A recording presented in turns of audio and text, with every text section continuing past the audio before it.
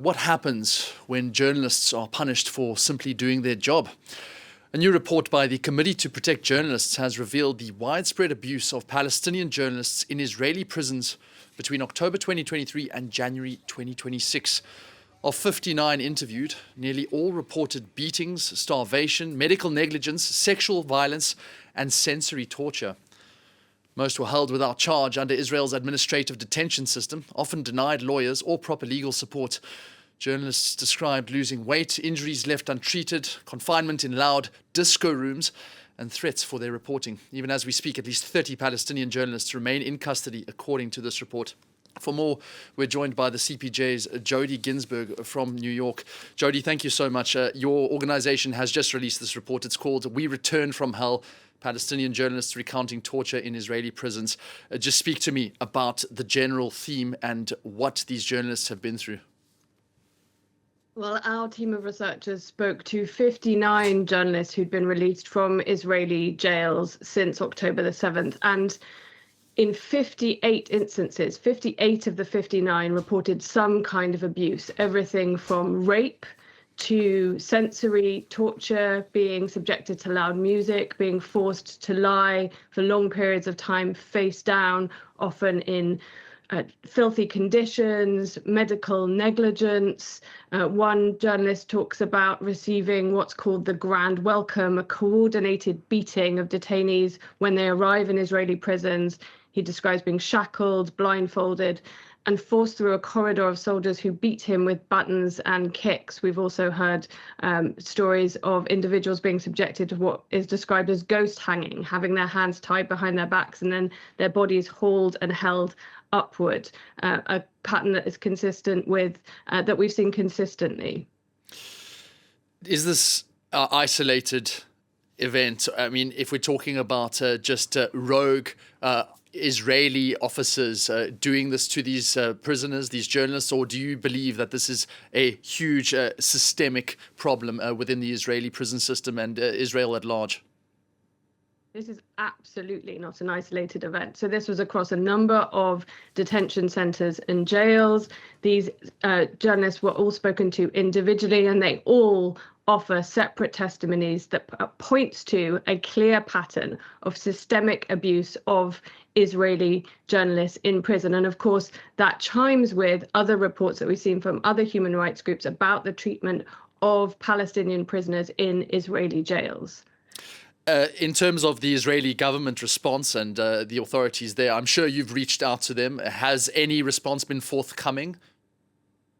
Well, we did reach out, and the government has refused to provide any details of any individual cases, but it has, of course, denied that it's engaging in any kind of torture. Remember, of course, that Israel is a signatory to the UN Convention Against Torture, denies that any of this abuse is taking place, and it has suggested, of course, that there's recourse through appeal systems.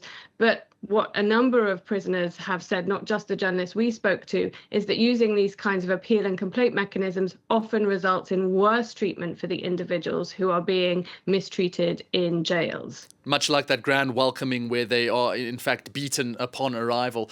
And this is to our own profession. These are journalists. Israel has in the past, when journalists have come under Israeli fire, they've said that they were in collaboration with forces like Hamas, like other anti-Israeli Palestinian factions. What kind of response would you give to that, to actually prove that these journalists were, in fact, doing their jobs? Well, the smear that we've heard repeatedly against Palestinian journalists is that they are in some way military combatants. And to date, Israel has produced no credible evidence to show that any of the individuals that it has targeted, certainly none of those that it has killed as such, are indeed active combatants. And we know from the testimonies for the people that we spoke to for this report that a number of them were specifically being targeted for their journalism. They were told not to report when they left, their families were threatened, and they were also asked to spy effectively, some of them on their own people, for fear of not being subjected to further treatment. So these people are not being targeted simply just because they're Palestinians. They're also being targeted as journalists, because this is, of course, part of a broader pattern that we've seen in Israel of trying to control the narrative and censor information about what is happening in Gaza. And even as we speak, 30 of those journalists are still in Israeli prisons.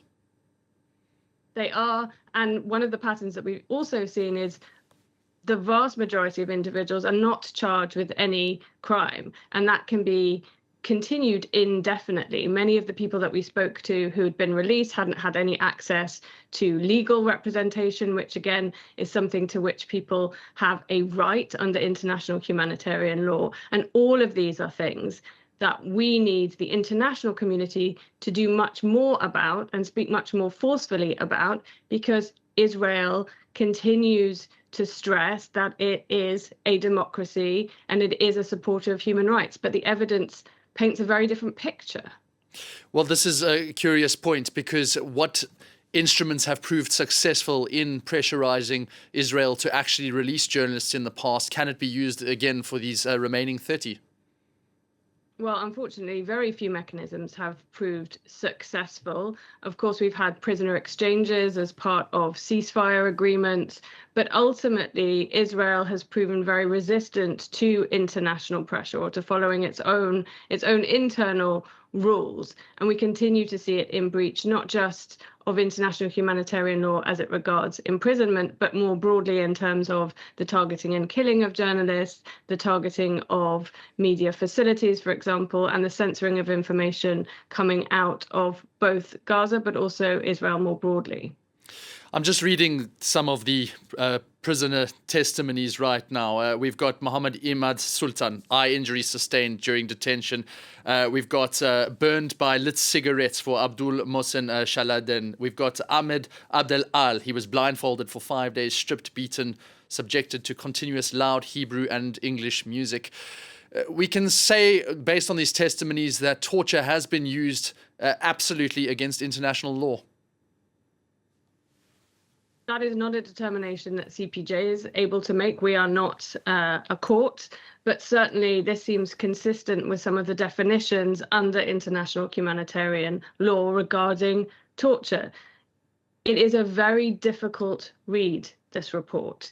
58 out of 59 people recount dreadful abuse, including rape, penetration with objects, being attacked by dogs. This is not treatment that should be that we expect from any kind of authority, and certainly not one that claims to be a democracy and a respecter of human rights and humanitarian law. I guess the question then is, going forward, well, what can we do? What methods, what kind of pressure can be put on by the international community, and will Israel listen?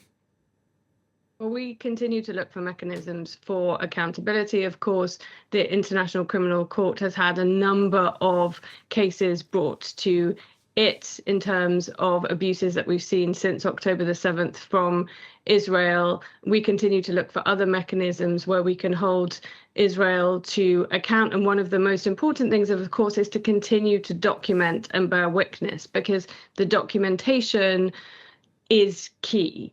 It is key for achieving justice, even if that justice and accountability may take several years, if not decades. Jody Ginsberg, as always, thank you so much for joining us here on France 24. That's after that report by the CPJ, We Returned from Hell, the Palestinian journalist's account of the Israeli prison torture methods that's under their testimony.